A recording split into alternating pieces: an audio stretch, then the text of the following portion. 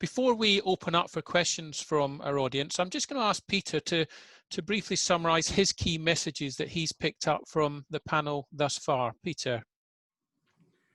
Thanks so much, Alan, and huge thanks again to Kirk, Tiffany and James for joining in and for telling your stories just like it is. You know, it's really important that we're real about these things, and I'm very conscious that as we gather together, as we listen to these stories, we're in really difficult and serious times with jobs going, with businesses faltering, and with the economy, pretty much every indicator of the economy looking bad. And I'm conscious as well that everybody has got a story to tell who's on this call today, and I want to open up time to do that. So I just want to give 5 key kind of trends that have come out of this discussion, and the things that we need to be aware of and need to be on our board conversations and our operating planning and our 3-year planning discussions that we all are having. The first is about data and insight. Have you noticed how we go to the data first? All the number 10 briefings. What's the data? When the issue happened in Leicester, you know, where's the data? Where's the data? And we need to be doing this in our businesses, not just the sales. We've always been good at that, but actually, what are the leading indicators? What is the insight, as Tiffany was saying, that's going to help us make quicker and better decisions? The second thing I'm going to say is about what I call immediacy. So we've talked about agility, we've talked about collaboration, and that's come through very, very clearly. We've got to build more immediacy. We've got to be there for each other. We've got to be there for our customers when they want it and how they want it in the medium that they want it. Think about how you can be more immediate as your business.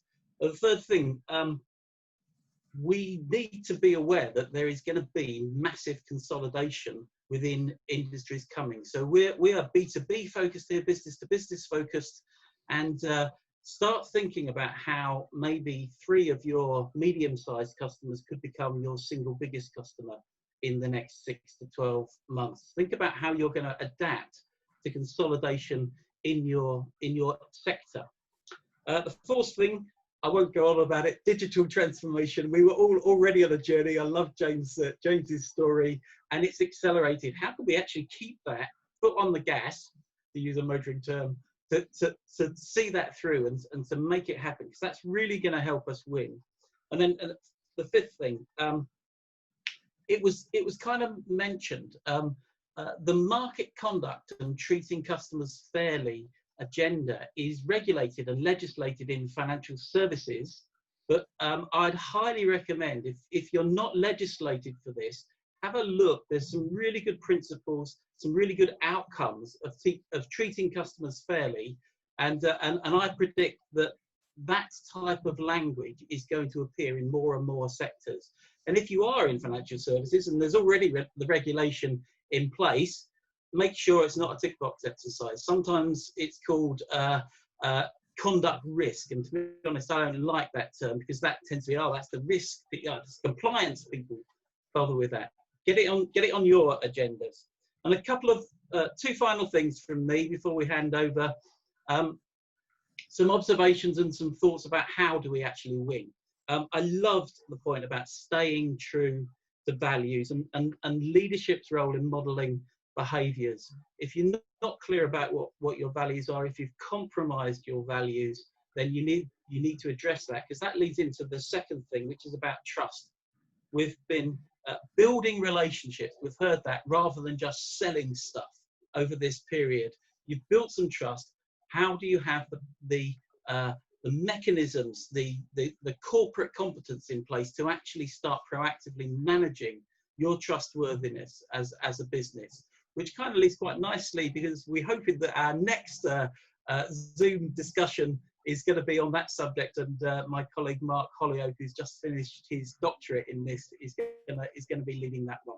So that's from me, and back to you, Alan. Okay, thanks, Peter, for a really good summary on what's been a really fascinating discussion. And I think it's given us a lot of food for thought. I would just like to say a massive thank you on behalf of the team here at Customer Attune to all of our panel members for giving up their time to prepare and join us today. And if you want to find out more on today's subject, please do get in touch with Peter or myself, or indeed any of the wider Customer Attune team. Likewise, if you want to find out more about what we do, please give one of us a call. We're not going far away at the moment. So we will prepare a short session summary and we'll post that on our website and send you all a link to this in due course. Back in, I'd just like to say a big thank you to all of you as well for joining us today.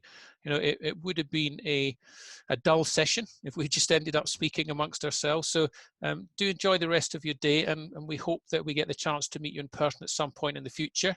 But meantime, keep an eye out. We're probably going to run another event. Peter alluded to it earlier, probably sometime late September, early October. We'll get the summer break out of the way first.